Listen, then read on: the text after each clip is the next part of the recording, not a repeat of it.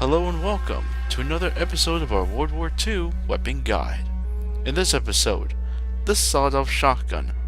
We're rounding out the shotguns with this two-barreled surprise, being based off the Remington Model 21, which never saw any service within World War II.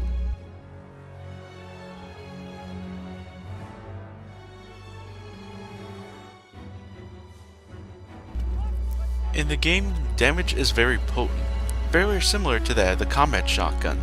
You will be killing within one shot up until 6 meters, and then you'll be having 2 shots to kill up until 15 meters. Your penetration ability is pretty poor, as expected with any other shotgun. Rate of fire is slow, but it's in the middle of the shotgun category. You'll be firing around 136 rounds per minute with default, or with rapid fire, it's going to be increased slightly to 142 rounds per minute. Your hipfire is going to be average though, very much like the combat shotgun, so you do have to aim when it comes to longer ranges, but unfortunately it's going to be a little bit difficult because of this thing having no iron sights. Recoil is moderate, and if you fire it rapidly it is going to climb upwards, following your aim if you're going to be at longer ranges. However, your aim time is going to be standard at 250 milliseconds, and your speed, however, is lightning a foot at 100% of the base speed.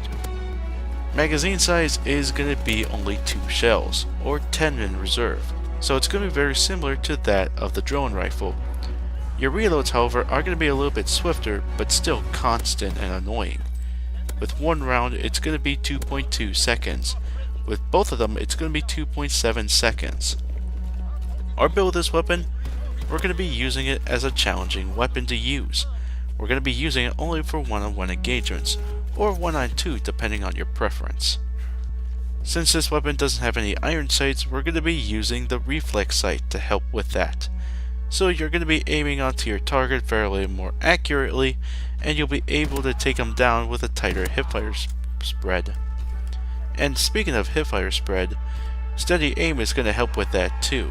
So at longer ranges you could get reliable one-hit kills, and make sure that all your pellets hit one target.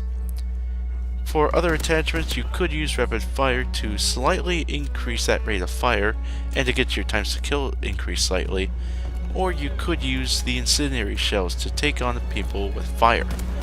But this will also help with your ammo size too if you really want to do that. But advanced rifling or quick draw are definitely not needed.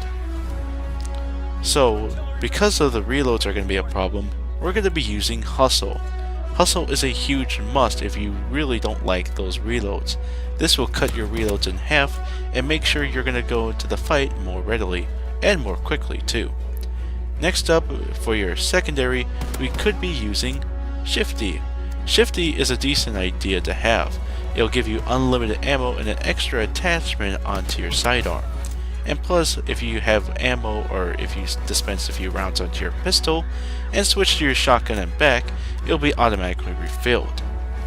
Another good idea too, because of the limited ammo on both, we're going to be using Forge as another idea too. This will resupply every time you kill someone, and you'll go through the bodies and get an extra magazine or 2. So for divisions, we're going to be choosing 2. Expeditionary if you really want to be aggressive and want to throw lethals or tacticals, and plus you'll be able to resupply them and your ammo too. Airborne is more good when it comes to getting to key locations faster or going to more unorthodox areas, and just to wait from there. And plus you'll be able to get to the enemy much more quickly too, and you'll be able to fire from the hip. And for equipment you could use up to 4. The Semtex, satchel charges, stuns, or gas. For pistols, you could use any of them, or you could use the melee as well. So in conclusion, the sawed-off shotgun has a one-shot potential, very similar to that of the M30 drilling and that of the combat shotgun. Its range is very similar to that of the combat shotgun, so you'll be able to kill at longer ranges if you wish.